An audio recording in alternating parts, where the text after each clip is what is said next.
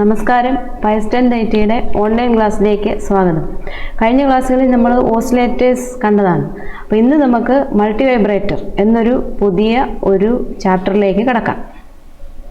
അപ്പോൾ ഇതിലേക്ക് എന്തൊക്കെയാണ് മൾട്ടി വൈബ്രേറ്റർ നമുക്ക് പഠിക്കാനുള്ളതെന്ന് നമുക്ക് നോക്കാം. അപ്പോൾ multi vibrators, definition of multi vibrator. എന്താണ് ഒരു multi vibrator? A multivibrator is an electronic circuit that is used to implement two-state systems like oscillators, timers and flip-flop. Multivibrator ഒരു ഇലക്ട്രോണിക് സർക്യൂട്ട് ആണ്. രണ്ട് state നമുക്ക് അവകാശപ്പെടാം, അതായത് ടു സ്റ്റേറ്റ് സിസ്റ്റമാണ്. Oscillators, ഓസിലേറ്ററുകൾ, ടൈമറുകൾ, flip ഫ്ലോപ്പുകൾ എന്നിവയിൽ കാണപ്പെടുന്നത് പോലെ തന്നെ രണ്ട് സ്റ്റേറ്റുകൾ നമുക്ക് അവകാശപ്പെടാവുന്ന തരത്തിലുള്ള ഒരു ഇലക്ട്രോണിക് സർക്യൂട്ടാണ് multi vibrator.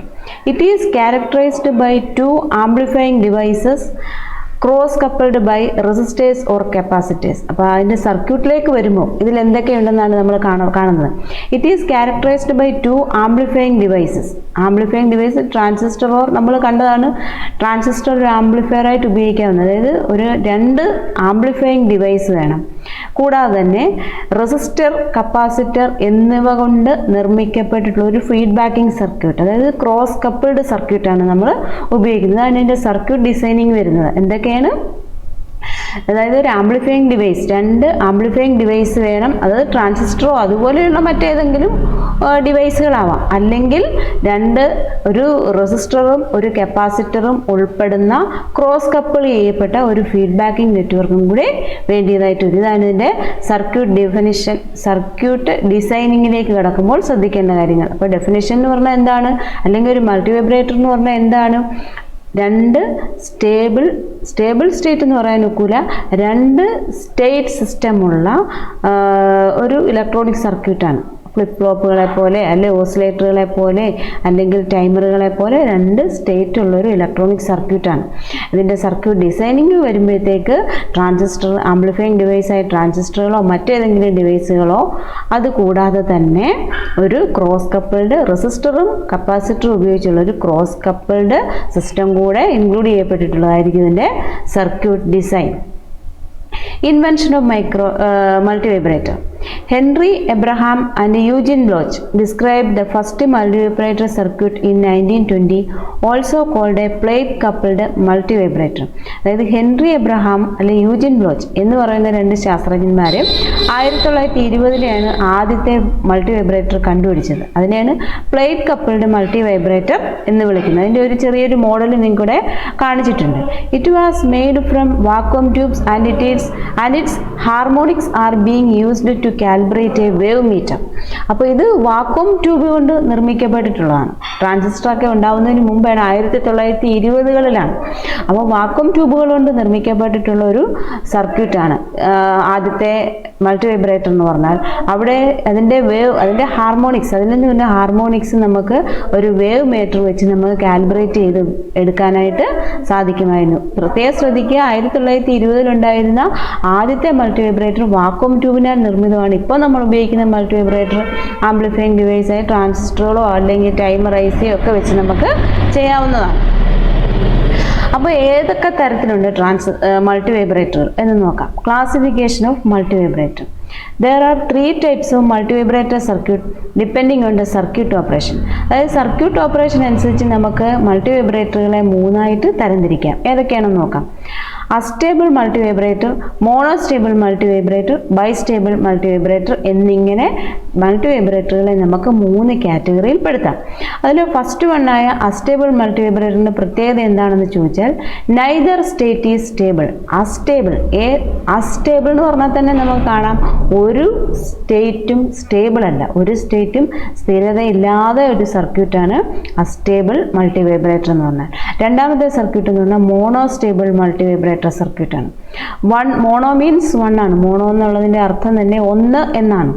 One of the state is stable but the other is not. ഒരു സ്റ്റേറ്റ് സ്റ്റേബിൾ ആയിരിക്കും, മറ്റേ സ്റ്റേറ്റ് സ്റ്റേബിൾ അല്ലാതിരിക്കുന്ന അവസ്ഥയിലും കാണപ്പെടുന്ന തരത്തിലുള്ള സർക്യൂട്ടാണ് മോണോസ്റ്റേബിൾ മൾട്ടി വൈബ്രേറ്റർ. ഇനി മൂന്നാമത്തെ കാറ്റഗറിയിൽ പെടുന്ന മൾട്ടിവൈബ്രേറ്റർ സർക്യൂട്ടാണ് bistable multivibrator. It remains in either state indefinitely. അതായത് രണ്ട് സ്റ്റേറ്റിൽ ഇരിക്കാം. അതായത് ഞാനിപ്പോൾ ഒന്നാമത് മറ്റേ ആൾ രണ്ടാമത് എന്ന് പറയാൻ ഒക്കത്തില്ല. ഇൻഡെഫിനിറ്റ് ആയിട്ട് രണ്ട് സ്റ്റേറ്റും സ്റ്റേബിളായിട്ട് കാണപ്പെടുന്ന തരത്തിലുള്ള സർക്യൂട്ടാണ് ബൈസ്റ്റേബിൾ മൾട്ടിവൈബ്രേറ്റർ സർക്യൂട്ട്. ഇങ്ങനെ മൂന്ന് കാറ്റഗറിയിൽ നമുക്ക് മൾട്ടിവൈബ്രേറ്ററുകളെ തരംതിരിക്കാം. ഏതൊക്കെയാണ്? Astable multivibrator, monostable multivibrator, last one bistable multivibrator. നമുക്ക് ഫസ്റ്റ് കണ്ട അസ്റ്റേബിൾ മൾട്ടിവൈബ്രേറ്റർ എന്താണെന്ന് നോക്കാം. ഇവിടെ നിങ്ങൾക്ക് ഒരു അസ്റ്റേബിൾ മൾട്ടിവൈബ്രേറ്ററിൻ്റെ ഒരു സർക്യൂട്ട് ഡയഗ്രാം കാണിച്ചിട്ടുണ്ട്. ഇവിടെ നിങ്ങൾക്ക് കാണാം രണ്ട് ട്രാൻസിസ്റ്ററുകൾ നമ്മൾ ഉപയോഗിച്ചിട്ടുണ്ട്. അതായത് ഫസ്റ്റ് ട്രാൻസിസ്റ്റർ Q1 എന്നും സെക്കൻഡ് ട്രാൻസിസ്റ്റർ Q2 എന്നും വിളിച്ചിട്ടുണ്ട്. പിന്നെ നിങ്ങൾക്ക് ശ്രദ്ധിച്ചാൽ നിങ്ങൾക്ക് മനസ്സിലാവും ഓരോ ട്രാൻസിസ്റ്ററിൻ്റെയും ബേസ് രണ്ടാമത്തെ ട്രാൻസിസ്റ്ററിൻ്റെ കളക്ടറുമായിട്ട് കണക്ട് ചെയ്യപ്പെട്ടിരിക്കുകയാണ്. ബേസ് ഫസ്റ്റ് ട്രാൻസിസ്റ്ററിൻ്റെ ബേസ് നോക്കി രണ്ടാമത്തെ ട്രാൻസിസ്റ്ററിൻ്റെ കളക്ടറുമായിട്ട് കണക്ട് ചെയ്യപ്പെട്ടിരിക്കുകയാണ്. അതുപോലെ തന്നെ സെക്കൻഡ് ട്രാൻസിസ്റ്ററിൻ്റെ ബേസ് ഫസ്റ്റ് ട്രാൻസിസ്റ്ററുമായിട്ട് കണക്ട് ചെയ്യപ്പെട്ട് എങ്ങനെയാണ് കണക്ട് ചെയ്ത് കളക്ടറുമായിട്ട് കണക്ട് ചെയ്യപ്പെട്ടിരിക്കുന്നത്? എങ്ങനെയാണ്?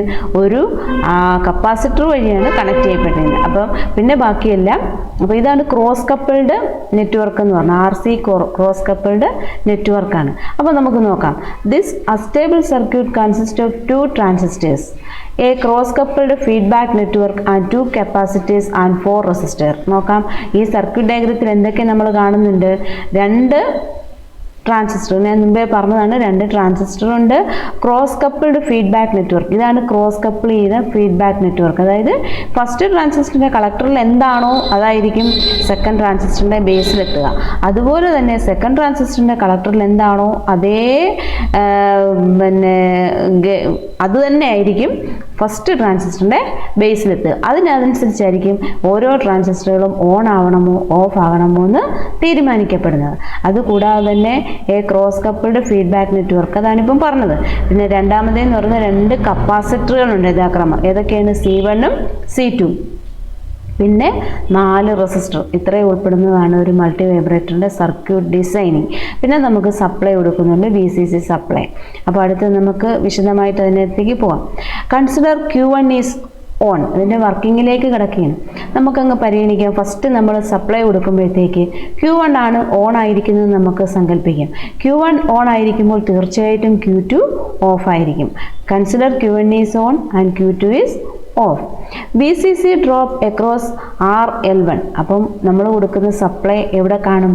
ഈ റെസിസ്റ്ററിന് കുറുകെ, അതായത് RL1 കുറുകെ ആയിരിക്കും നമ്മൾ കൊടുക്കുന്ന സപ്ലൈ വോൾട്ടേജ് മുഴുവനും കാണപ്പെടുക. ഈ RL1 എന്ന് പറയുന്ന റെസിസ്റ്ററിലായിരിക്കും കാണപ്പെടുക. Hence VC1 is equal to 0 and point A is at ground potential. അപ്പം VC1 എന്ന് പറയുന്നത്, അതായത് കളക്ടറിലൂടെ എഴുതുന്ന C1 വോൾട്ടേജ് എന്ന് പറയുന്നത് 0 ആയിരിക്കും. അപ്പോൾ പോയിന്റ് A എന്ന് പറയുന്നത് ഏതാ? ഗ്രൗണ്ട് പൊട്ടൻഷ്യൽ എന്ന് പറഞ്ഞാൽ ഗ്രൗണ്ട് ലെവലിലായിരിക്കും പോയിന്റ് A എന്ന് പറഞ്ഞാൽ. And VC2 is equal to VCC. അതായത് VC2 എന്ന് പറയുന്നത് ഏതാണ്? ഇതാണ് കളക്ടർ വോൾട്ടേജ്, രണ്ടാമത്തെ ട്രാൻസിസ്റ്ററിൻ്റെ വോൾട്ടേജാണ്. അതെന്ന് പറയുന്നത് VCCക്ക് തുല്യമായിരിക്കും. അതായത് VCC സപ്ലൈ എത്ര കൊടുത്തു അത്രത്തിന് തുല്യമായിരിക്കും. C1 discharging and C2 charging. തൽഫലമായിട്ട് എന്തോ ചെയ്യും? C1 അതായത് ഇവിടുത്തെ ഗ്രൗണ്ട് പൊട്ടൻഷ്യലാണ്. A എന്ന് പറയുന്നത് ഗ്രൗണ്ട് പൊട്ടൻഷ്യലായതുകൊണ്ട് C1ലെ ചാർജ് ഡിസ്ചാർജ് ചെയ്യും. ഡിസ്ചാർജ് ചെയ്യപ്പെടുന്നതുകൊണ്ട് ഇത് ഓഫായിട്ട് തന്നെ കാണപ്പെടും. ഇതിൻ്റെ ബേസിൽ ഒന്നും ചെന്നെത്തുന്നില്ല. അതേസമയം C2 എന്ന് പറയുന്നത് ചാർജ് ചെയ്യാൻ, അതായത് ഇവിടെ എന്ന് പറയുന്നത് ഉയർന്ന പൊട്ടൻഷ്യലാണ്. VCC എത്രയാണോ അത്രയും തന്നെയാണ് ഈ VC2, അതായത് രണ്ടാമത്തെ ട്രാൻസിസ്റ്ററിൻ്റെ കളക്ടറിൽ എത്തുന്നത് കൊണ്ട് C2 ചാർജ് ചെയ്യും, C1 ഡിസ്ചാർജ് ചെയ്യപ്പെടുകയും ചെയ്യും. C1 ഡിസ്ചാർജ് ചെയ്യുന്ന അതുകൊണ്ട് ഇവിടെ ഈ Q2 എന്ന് പറയുന്നത് എപ്പോഴും ഓഫായിട്ടിരിക്കും. നിങ്ങൾക്ക് മനസ്സിലായോ? അടുത്തത് രണ്ടാമത്തെ കണ്ടീഷൻ നോക്കുമ്പോഴത്തേക്ക് എന്താകുമെന്ന് നോക്കാം. രണ്ടാമത്തെ കണ്ടീഷനിൽ ഇനി Q2 ഓൺ ആണ്, Q1 ഓഫ് ആണ്. ഇത് മുമ്പേ കണ്ടതുപോലെ തന്നെ ഇവിടെ Q2 ഓൺ ആണ്, Q1 ഓഫ് ആണ്.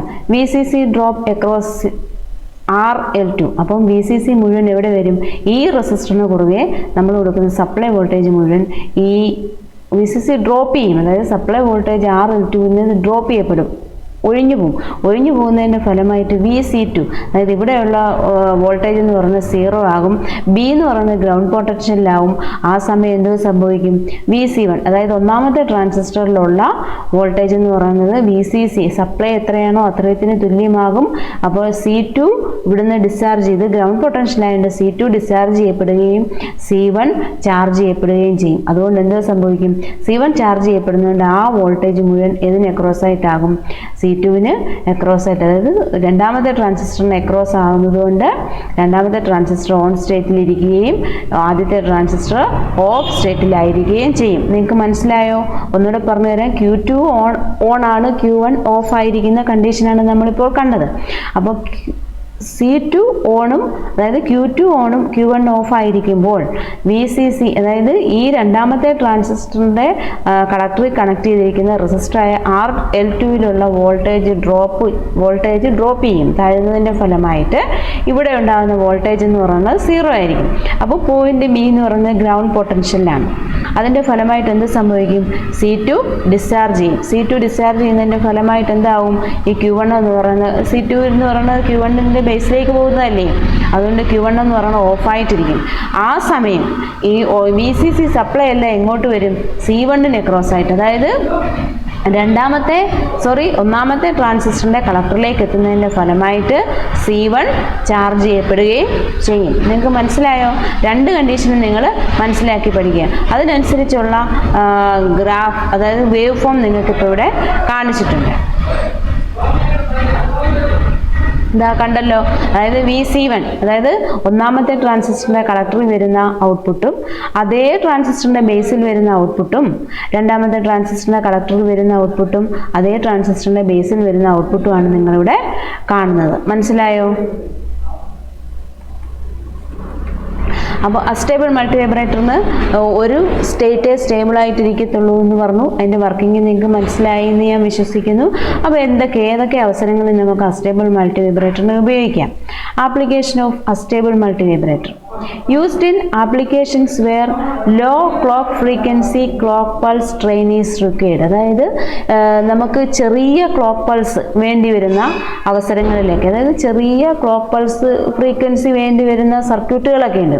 അവിടെയൊക്കെ നമുക്ക് അസ്റ്റേബിൾ മൾട്ടിവൈബ്രേറ്ററിനെ ഉപയോഗിക്കാം. രണ്ടാമത്തെ ആപ്ലിക്കേഷൻ എന്ന് പറഞ്ഞാൽ relaxation oscillators which are parts of vehicle indicators, lights, early oscilloscope and television receivers. അതായത് റിലാക്സേഷൻ ഓസിലേറ്ററുകൾ ഉപയോഗിക്കാം. അതായത് റിലാക്സേഷൻ ഓസിലേറ്റർ ഏതിൻ്റെയൊക്കെ ഭാഗമായിട്ട് വരും? അതായത് വാഹനങ്ങളിലുള്ള ഇൻഡിക്കേറ്റർ ലൈറ്റ്, അല്ലെങ്കിൽ പഴയ ഓസിലോസ്കോപ്പ്, അല്ലെങ്കിൽ പഴയ ടെലിവിഷൻ റിസീവറുകളിലൊക്കെ നമുക്ക് റിലാക്സേഷൻ ഓസിലേറ്ററുകൾക്ക് പകരമായിട്ട്, അല്ലെങ്കിൽ അതിനോട് ഇൻക്ലൂഡ് ചെയ്യപ്പെട്ട് നമുക്ക് അസ്റ്റേബിൾ മൾട്ടിവൈബ്രേറ്റർ ഉപയോഗിക്കാവുന്നതാണ്. മൂന്നാമത്തെ ആപ്ലിക്കേഷൻ എന്ന് പറഞ്ഞാൽ ടൈമിംഗ് സിഗ്നലായിട്ട് നമുക്ക് അസ്റ്റേബിൾ മൾട്ടിവൈബ്രേറ്ററിനെ പ്രയോജനപ്പെടുത്താം. അടുത്ത രണ്ടാമത്തെ കാറ്റഗറിയിൽ വരുന്ന മൾട്ടിവൈബ്രേറ്ററാണ് മോണോസ്റ്റേബിൾ മൾട്ടിവൈബ്രേറ്റർ. എന്താണെന്ന് നോക്കാം. A multivibrator which has one stable state and one temporary quasi stable state and level transition depending on external triggering pulse is known as monostable multivibrator. എന്താണ്? A multivibrator which has one stable state and one temporary quasi stable state, അതായത് ഒരു permanent ആയിട്ടൊരു stable state കാണും, പിന്നെ ഒരു quasi stable state എന്നാണ്. അതായത് ഇതിൻ്റെ കണ്ടീഷൻ എപ്പോൾ വേണേലും മാറാം. അതിൻ്റെ level transition depending on external triggering pulse, അതായത് എക്സ്റ്റേണലായിട്ട് നമ്മളൊരു പൾസ് കൊടുത്തു കഴിയുമ്പം നിലവിലുണ്ടായിരുന്ന സ്റ്റേബിൾ സ്റ്റേറ്റ് മാറി അപ്പുറത്തേക്ക് പോവാം. അങ്ങനെയുള്ള അവസ്ഥയിലിരിക്കുന്ന മൾട്ടിവൈബ്രേറ്ററുകളെയാണ് നമ്മൾ എന്തെന്ന് വിളിക്കുന്നത്? മോണോസ്റ്റേബിൾ മൾട്ടിവൈബ്രേറ്റർ എന്ന് വിളിക്കുന്നത്. അതിനൊരു ചെറിയൊരു ബ്ലോക്ക് ഡയഗ്രാം പോലെ ഒരു ഫിഗർ ഇവിടെ കൊടുത്തിട്ടുണ്ട്. ഇൻപുട്ട് സിഗ്നൽ T1 കൊടുത്തിട്ടുണ്ട്. മോണോസ്റ്റേബിൾ മൾട്ടിവൈബ്രേറ്ററിലൂടെ കടന്നുപോയി കഴിയുമ്പോൾ നമുക്ക് ലഭിക്കുന്ന ഔട്ട്പുട്ടാണ്. ഇങ്ങനെ ഒരു ഔട്ട്പുട്ടാണ് നമുക്ക് മോണോസ്റ്റേബിൾ മൾട്ടിവൈബ്രേറ്ററിന് ലഭിക്കേണ്ടത്. നമുക്ക് നോക്കാം.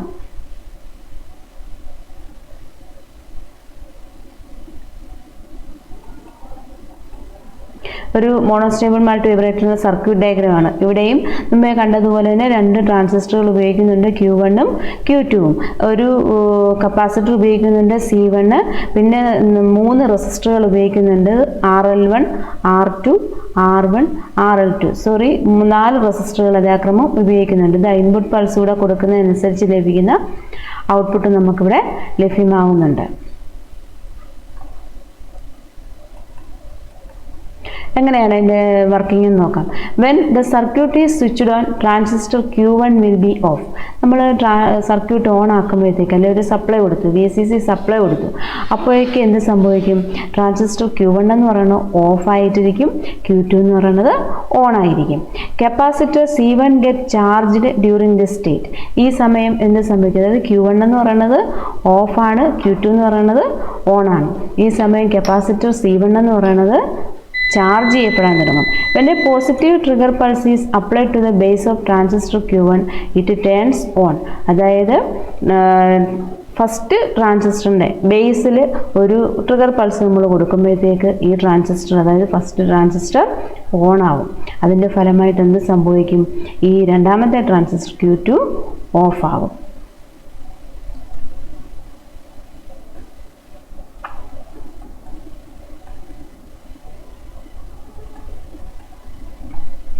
Capacitor C1 start discharging during the state. അതായത് മുമ്പേ നമ്മൾ കണ്ടു Q2 ഓഫ് ആകുമെന്ന് കണ്ടായിരുന്നു. അപ്പോൾ ആ സമയം എന്ത് സംഭവിക്കും? കപ്പാസിറ്റർ C1 എന്ന് പറയുന്നത് ഡിസ്ചാർജ് ചെയ്യപ്പെടാൻ തുടങ്ങും. Transistor Q1 remains in on state due to positive voltage from the collector of transistor Q2 which is in off state. അതായത് അപ്പോൾ എന്ത് സംഭവിക്കും? ഈ Q1 എന്ന് പറയുന്ന ട്രാൻസിസ്റ്റർ ഓൺ ആവും. എങ്ങനെ? അതായത് Q2 എന്ന് പറയുന്ന ട്രാൻസിസ്റ്റർ ഓഫ് സ്റ്റേറ്റിലായിരുന്നാൽ പോലും അതിൻ്റെ കളക്ടറിലുള്ള വോൾട്ടേജ് എന്ന് പറയുന്നത് ഈ ആദ്യത്തെ ട്രാൻസിസ്റ്ററിൻ്റെ ബേസിലേക്ക് എത്തുന്നത് കൊണ്ട് ആദ്യത്തെ ട്രാൻസിസ്റ്റർ Q1 എന്ന് പറയുന്നത് ഓൺ സ്റ്റേറ്റിൽ ആവും. Transistor Q2 remains in off state until the capacitor C1 discharges completely. Q2 ഓഫാണിപ്പോൾ. ഓഫ് എത്ര നേരം ഓഫായിട്ടിരിക്കും? ഈ കപ്പാസിറ്റർ മുഴുവൻ ഡിസ്ചാർജ്, അതായത് C1 എന്ന് പറയുന്ന കപ്പാസിറ്റർ മുഴുവൻ ഡിസ്ചാർജ് ചെയ്യപ്പെടുന്നത് വരെ Q2 ഓഫ് പൊസിഷനിൽ തന്നെ തുടരും. When the capacitor C1 discharged completely, transistor Q2 turns on. ഇനി കപ്പാസിറ്റർ C1 മുഴുവൻ ഡിസ്ചാർജ് ചെയ്യപ്പെട്ട് കഴിയുമ്പോഴത്തേക്ക് ട്രാൻസിസ്റ്റർ Q2 എന്ന് പറയുന്നത് ഓൺ ആവും. ആ സമയം എന്ത് സംഭവിക്കും? Q1 of സ്റ്റേറ്റിലേക്കും മടങ്ങിപ്പോവും. ഇതാണ് ആ മോണോസ്റ്റേബിൾ മൾട്ടി വൈബ്രേറ്ററിൻ്റെ വർക്കിംഗ്. അപ്പോൾ ഇനി മോണോസ്റ്റേബിൾ മൾട്ടി വൈബ്രേറ്ററിൻ്റെ ആപ്ലിക്കേഷൻ, അതിനെ നമുക്ക് എവിടെയൊക്കെ പ്രയോജനപ്പെടുത്താമെന്ന് നോക്കാം. Monostable multivibrator are used in analogue system to control and output signal frequency. അതായത് നമുക്ക് അനലോഗ് സിസ്റ്റത്തിലെല്ലാം ഉപയോഗിക്കാം. എന്തിനു വേണ്ടിയിട്ടാണ്? ഔട്ട്പുട്ടിൽ വരുന്ന സിഗ്നലിൻ്റെ ഫ്രീക്വൻസിയെ കൺട്രോൾ ചെയ്യാൻ വേണ്ടിയിട്ട് മിക്കവാറും എല്ലാ അനലോഗ് സിസ്റ്റത്തിലും നമുക്ക് മോണോസ്റ്റേബിൾ മൾട്ടി വൈബ്രേറ്ററിനെ ഉപയോഗപ്പെടുത്താം. To synchronise the line and frame rate of television broadcasting. അതായത് ടെലിവിഷൻ ബ്രോഡ്കാസ്റ്റിംഗ് നടക്കുമ്പോഴത്തേക്ക് അതിൻ്റെ ലൈനിനെയും ഫ്രെയിമിനെയും സിങ്ക്രണൈസ് ചെയ്യാൻ, അതിൻ്റെ റേറ്റിനെ നമുക്ക് സിങ്ക്രണൈസ് ചെയ്യാനായിട്ട് മോണോസ്റ്റേബിൾ മൾട്ടി വൈബ്രേറ്ററിനെ ഉപയോഗിക്കാം. To hold output voltage in its unstable state for a certain period of time. അതാണ് ഏറ്റവും വലിയ പ്രത്യേകത എന്ന് പറയുന്നത്. ഈ പറഞ്ഞ പോയിന്റാണ്. To hold output voltage in its unstable state for a certain period of time. അതായത് കുറച്ചേറെ സമയത്തേക്ക് നമുക്ക് അൺസ്റ്റേബിൾ സ്റ്റേറ്റിൽ നിൽക്കുന്ന ഔട്ട്പുട്ടിനെ നമുക്ക് കുറേ നേരം നമുക്ക് ഹോൾഡ് ചെയ്ത് പിടിക്കാനായിട്ട് സാധിക്കും. To moderate the tunes of different octaves with electronic organs. അതായത് ഇലക്ട്രോണിക് ഓർഗനുകളിൽ ഒക്ടേവ്സ് വരുന്നുണ്ട്, അതിൻ്റെ ട്യൂണുകളെ നമുക്ക് മോഡറേറ്റ് ചെയ്യാനായിട്ട് സാധിക്കും. ഇതൊക്കെ പ്രധാനപ്പെട്ട ആപ്ലിക്കേഷനുകളാണ്. അടുത്ത മൂന്നാമത്തെ കാറ്റഗറി വരുന്ന മൾട്ടി വൈബ്രേറ്ററാണ് bistable multi vibrator. A multi vibrator that has two absolute stable state and can stay in one of two state indefinitely is known as bistable multi vibrator. അതായത് ബൈ എന്ന് പറഞ്ഞാൽ തന്നെ അതിൻ്റെ അർത്ഥം രണ്ടെന്നാണ്. അതിൽ നിന്ന് തന്നെ നിങ്ങൾക്ക് മനസ്സിലാകാം 2 സ്റ്റേബിൾ സ്റ്റേറ്റ് ഉണ്ട്. ഇൻഡെഫിനിറ്റ് ആയിട്ടായിരിക്കും വരുന്നത്. It changes it's state when it's gets triggering pulse and stay in that state until it gets another triggering pulse. അപ്പം നമ്മൾ നിർബന്ധിക്കണം, നിർബന്ധിച്ചാലേ ഒരു സ്റ്റേറ്റിലിരിക്കുന്ന ആൾ മറ്റേ സ്റ്റേറ്റിലേക്ക് മാറത്തുള്ളൂ. അതായത് ഒരാൾ സ്റ്റേബിൾ ആണെങ്കിൽ നമ്മളൊരു ട്രിഗറിങ് പൾസ് കൊടുക്കാതെ ആൾ ആ സ്റ്റേബിൾ സ്റ്റേറ്റിൽ നിന്ന് മാറുകയില്ല. അങ്ങനെ അവസ്ഥയിലിരിക്കുന്ന മൾട്ടി വൈബ്രേറ്ററുകളെയാണ് എന്തെന്ന് വിളിക്കുന്നത്? ബൈസ്റ്റേബിൾ മൾട്ടി വൈബ്രേറ്റർ എന്ന് വിളിക്കുന്നത്. ഇവിടെ ഒരു ബൈസ്റ്റേബിൾ മൾട്ടി വൈബ്രേറ്ററിൻ്റെ ഒരു സർക്യൂട്ട് ഡയഗ്രം നിങ്ങൾക്ക് വേണ്ടിയിട്ട് കാണിച്ചിട്ടുണ്ട്. നമുക്ക് നോക്കാം എന്തൊക്കെയാണ് അതിൻ്റെ വർക്കിംഗ് വരുന്നത് എന്തൊക്കെയാണെന്ന് നോക്കാം. When VCC is applied, one transistor will start conducting slightly more than that of the other. രണ്ട് ട്രാൻസിസ്റ്റർ ഉണ്ടല്ലേ? അപ്പം നമ്മൾ VCC സപ്ലൈ കൊടുക്കുമ്പോഴത്തേക്ക് ഒരു ട്രാൻസിസ്റ്റർ എന്തായാലും കണ്ടക്ട് ചെയ്യും. മറ്റതിനെ അപേക്ഷിച്ച് രണ്ടാമത്തെ ട്രാൻസിസ്റ്റർ ആയാലും ഒന്നാമത്തെ ട്രാൻസിസ്റ്റർ ആയാലും ഒരു ട്രാൻസിസ്റ്റർ എപ്പോഴും കണ്ടക്ട് ചെയ്യാൻ തുടങ്ങും, മറ്റേതിനെ അപേക്ഷിച്ച് വളരെ കുറഞ്ഞ അളവിൽ കണ്ടക്ട് ചെയ്യാൻ തുടങ്ങും. Let Q2 be on and Q1 be off. നമുക്കിപ്പോൾ ഇങ്ങനെ അങ്ങ് കൺസിഡർ ചെയ്യാം. Q2 അതായത് രണ്ടാമത്തെ ട്രാൻസിസ്റ്റർ ഓൺ ആയിരിക്കട്ടെ, ഒന്നാമത്തെ ട്രാൻസിസ്റ്റർ ഓഫ് ആയിരിക്കട്ടെ. അങ്ങനെ ആകുമ്പോൾ എങ്ങനെയാണ് ഈ മൾട്ടി വൈബ്രേറ്റർ പ്രവർത്തിക്കുന്നത് നോക്കാം. When Q2 is on, the potential at the collector of Q2 decreases. അതായത് Q2 ഓൺ ആയിരിക്കുമ്പോൾ കളക്ടർ വോൾട്ടേജ് എന്ന് പറയുന്നത് കുറയുന്നതിൻ്റെ ഫലമായിട്ട് എന്ത് സംഭവിക്കും? തീർച്ചയായിട്ടും Q1ൻ്റെ ബേസിലെ പൊട്ടൻഷ്യലും കുറയും. The potential at the collector of Q1 increases, which in turn further increases the base. The potential of collector Q1 increases, which in turn further increases the base to emitter voltage of the base of Q2. അപ്പോൾ എന്ത് സംഭവിക്കും? Q1 on ആകുമ്പോഴത്തേക്ക് Q1ൻ്റെ collector voltage കൂടുകയും അവിടുത്തെ Q2 collector voltage കൂടിയാൽ എന്ത് സംഭവിക്കും? അവിടെ നിന്ന് സർക്യൂട്ട് ഉണ്ടല്ലേ, ഫീഡ്ബാക്ക് നെറ്റ്വർക്ക് ഉള്ളതുകൊണ്ട് Q2യിലെയുള്ള ബേസ് വോൾട്ടേജ് കൂടാൻ ഇടയാകും. The voltage at the collector of Q2 further decreases. അപ്പോൾ എന്ത് സംഭവിക്കും? വീണ്ടും Q2യിലുള്ള കളക്ടർ വോൾട്ടേജ് കുറയും. Which in turn further reduces the voltage at the base of Q1. ഇത് വീണ്ടും എന്തിന് കാരണമാകും? അതായത് ആദ്യത്തെ ട്രാൻസിസ്റ്ററിൻ്റെ ബേസിലെ വോൾട്ടേജ് കുറയാൻ കാരണമാകും. ഈ ആക്ഷൻ കണ്ടിന്യൂസ് ആയിട്ട് ഇങ്ങനെ നടന്നുകൊണ്ടിരിക്കും. Thus, the stable state of binary is such that one device remains in cutoff, the other remains at saturation. അതായത് ഒന്ന് കട്ട് ഓഫ് ആയിരിക്കും, ഒന്ന് സാച്ചുറേഷനിലായിരിക്കും. It will be in that state until a triggering pulse is applied to.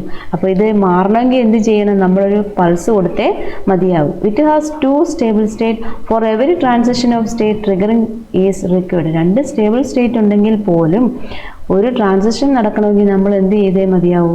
ഒരു pulse കൊടുത്തേ മതിയാവൂ. At A time only one device will be conducting. പക്ഷെ ഒരു സമയത്ത് ഒരു ഡിവൈസ് മാത്രമേ കണ്ടക്ട് ചെയ്യപ്പെടുകയുള്ളൂ എന്നതാണ് ഈ സർക്യൂട്ടിൻ്റെ ഒരു പ്രത്യേകത. അപ്പം ബൈസ്റ്റേബിൾ മൾട്ടി വൈബ്രേറ്ററിനെ എവിടെയൊക്കെ ഉപയോഗിക്കാം? It is used for the performance of many digital operations such as counting and storing binary information. അതായത് ഡിജിറ്റൽ ഓപ്പറേഷനുകളിലാണ്.